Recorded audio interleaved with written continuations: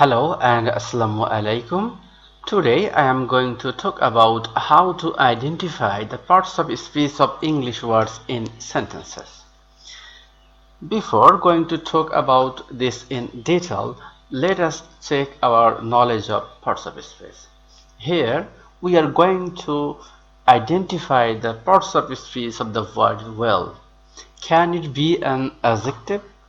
Of course, this word can be an adjective, but can this word well be of some other parts of speech? Let us see. Here there are 5 sentences, and each of the sentence the word well is common, but the same word has been identified as 5 different parts of speech here. Why does it happen? Or how can a single word be identified as 5 different parts of speech? It happens due to the function of a word. Due to various functions of the word well, it has been identified here as 5 different parts of speech. That is, in the first sentence, the word well is an adverb. In the second sentence, it's an adjective. In the third sentence, it's a noun. In the fourth sentence, it's a verb, and in the fifth sentence, it's an interjection. I will talk about later why this is identified as 5 different sentences. I said the parts of speech of a word mainly depends on the function of the word in a sentence. But what does the function of a word mean in a sentence? The function of a word means the purpose or work or job that a word does in a sentence. In our everyday life, we use a lot of sentences when we speak or when we write something. And in our sentences, we do not unnecessarily use any word. We use a word when it has some purpose to serve or some function. Here in this example, we see there are 4 words. That is, he plays football every day. In this sentence, there are 4 words. And of course, each of the 4 words has a particular function of its own. The first word in the sentence is he, and he functions as the subject of this sentence, and it's a pronoun. The second word is plays, and it functions as the verb of this sentence, and it's a verb and it expresses a kind of action. The third word, football, functions as the object of this sentence, and it's a noun. Every day functions as an adverb in this sentence, because in this sentence the word every day describes when the action takes place. So what is a part of speech? Every word we use belongs to a category or class on the basis of its function in a sentence, and each of this category is called a part of speech. Example: wow, Rahman and his friends enjoyed very much their first day at college. In this sentence, there are 13 words, and every of these words, of course, has a particular function which are analyzed here, and types of parts of speech.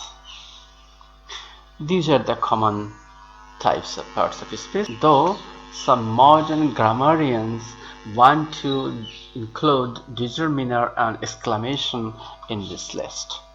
And here my focus will especially be on noun, verb, adverb, adjective, and preposition.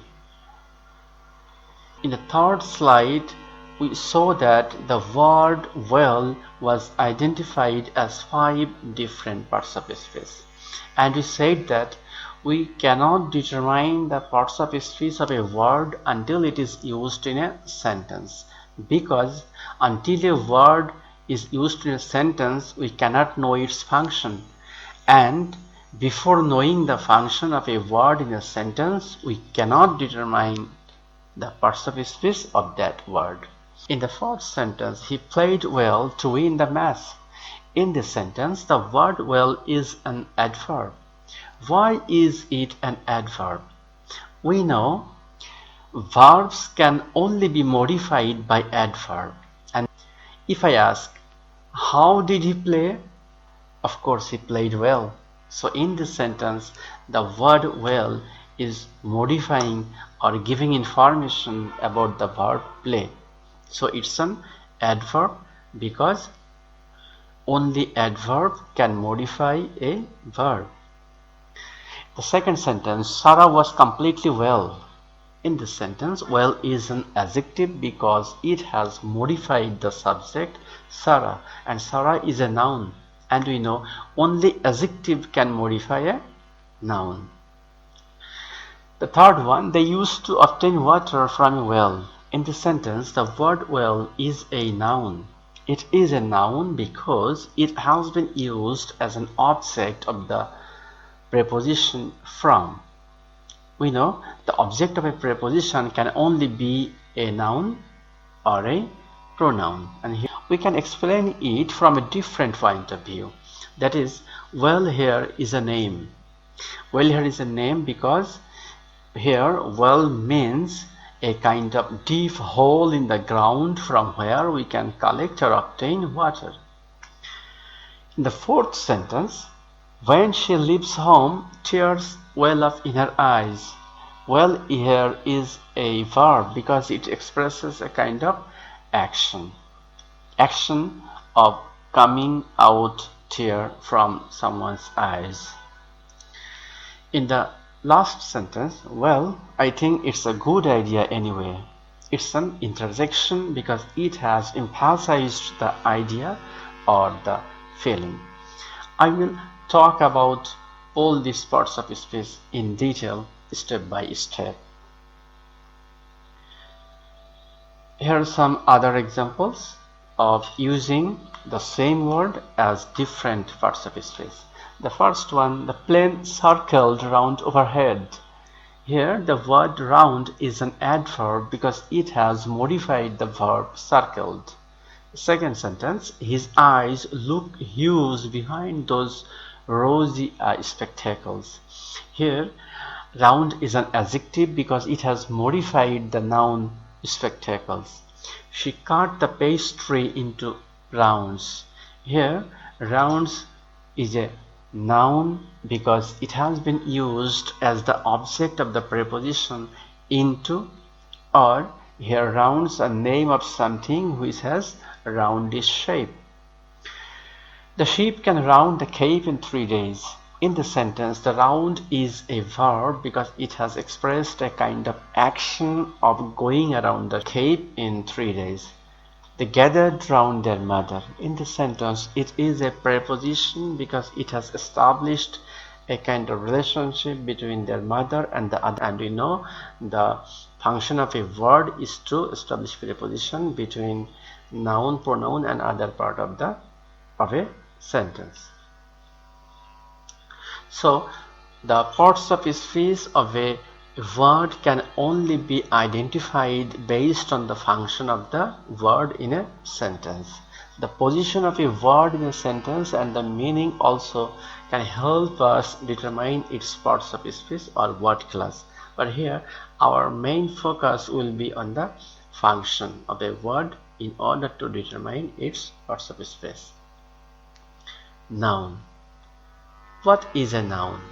Nouns express names. For example, names of people, places, things, state, abstract idea, quality, etc.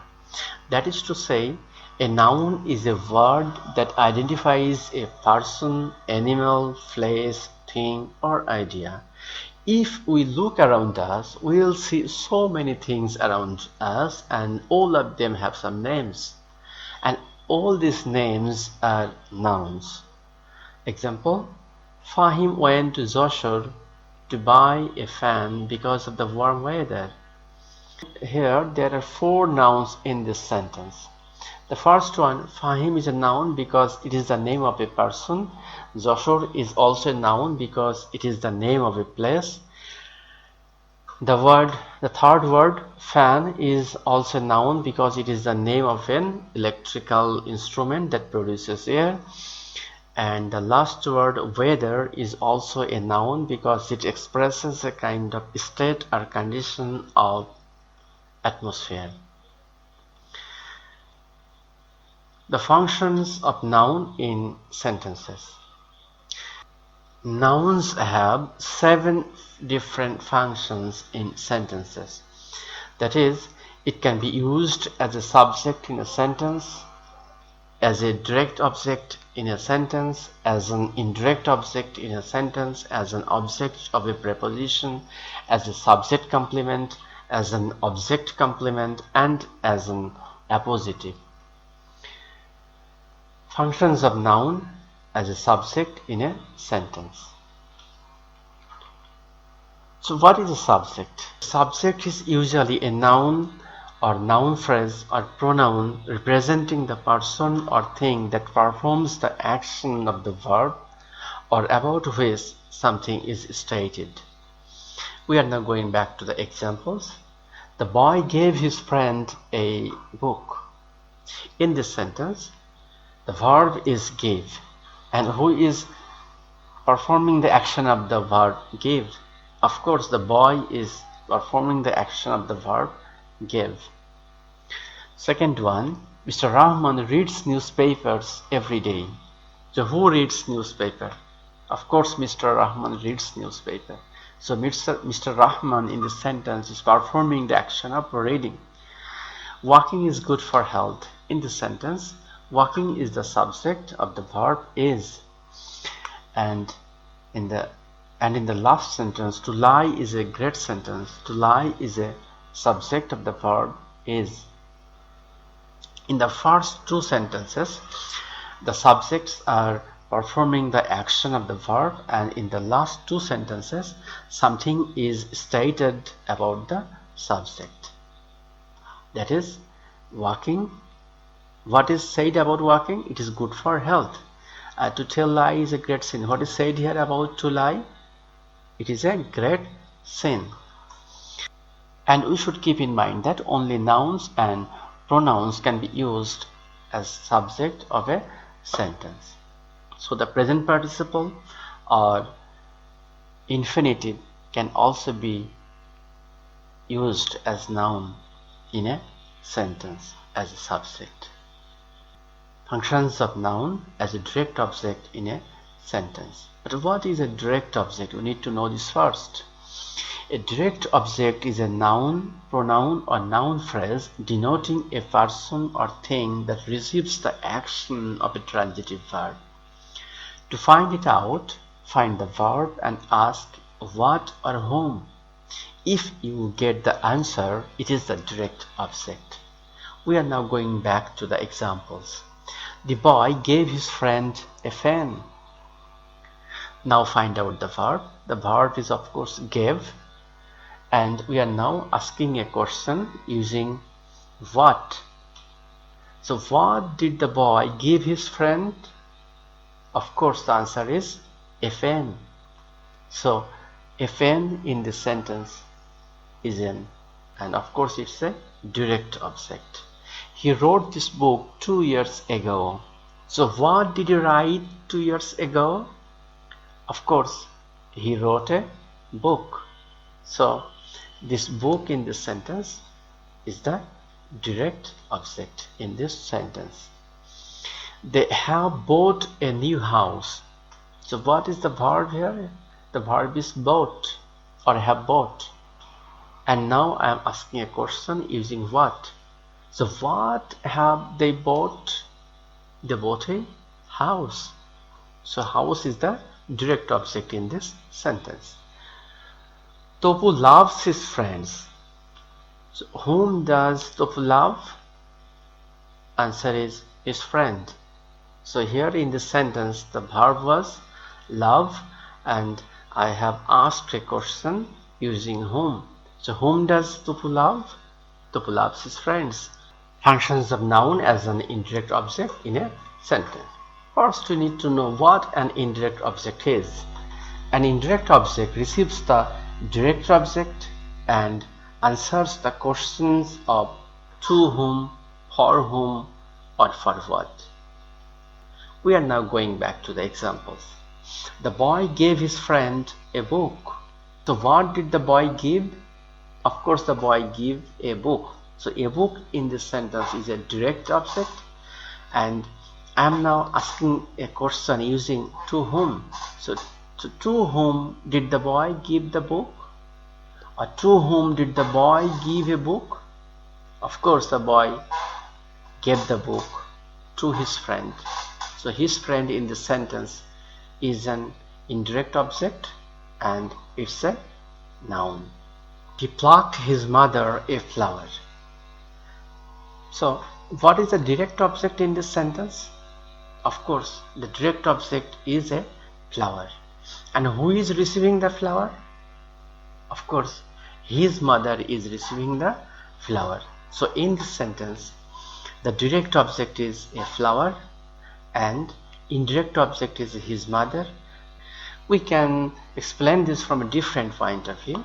The verb is pluck, and I am now asking a question using for whom. So for whom did he pluck a flower? Of course, he plucked the flower for his mother. She bought her son a book. So in this sentence, the verb is bought, and I am asking a question using for whom. So for whom did she buy a book? Of course, she bought a book for her son. So her son in this sentence is an indirect object. Robi gave Alim the bell. In this sentence, the bell is the direct object and Alim is the indirect object. Now we are going to explain this.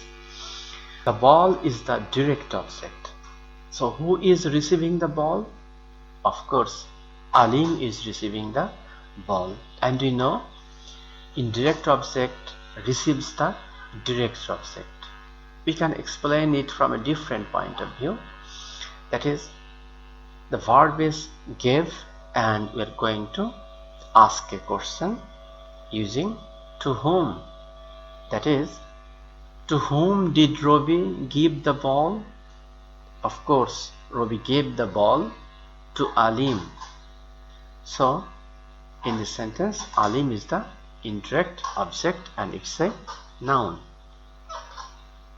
Functions of noun as an object of a preposition. When a noun is used as the object of a preposition, it usually comes after the preposition. Here we are going to the examples. We should help any person in need. In this sentence, need is a noun because it has been used as the object of the preposition in. Second sentence, our school is around the corner. In this sentence, the corner is a noun because it has been used as an object of the preposition round. And the next sentence, Marcus hid under the bed. In this sentence, the bed is a noun because it has been used as an object of the preposition under. Now we are going to next slide.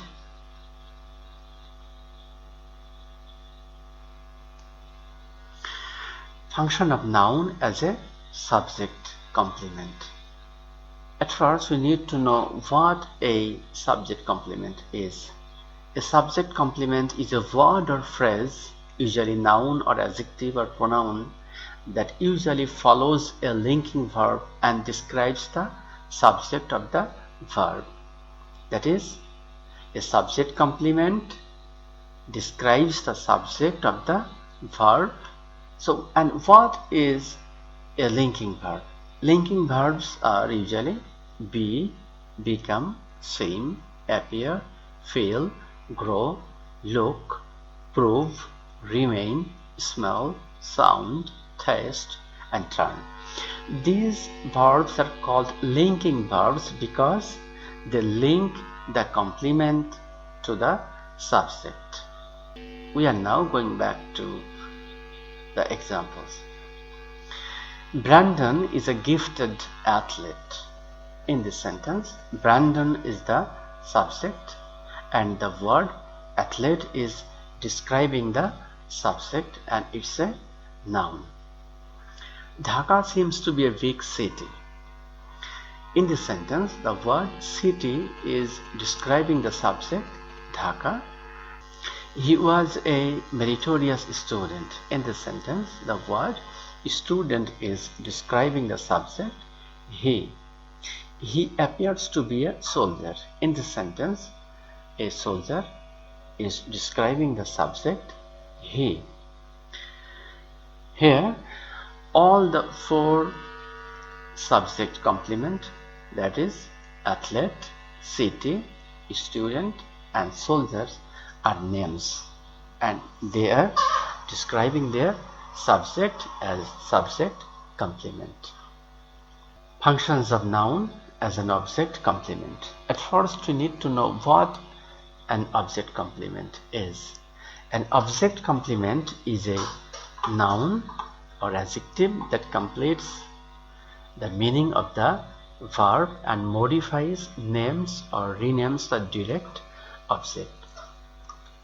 We already have known that a subject complement describes the subject and the same way an object complement describes the object.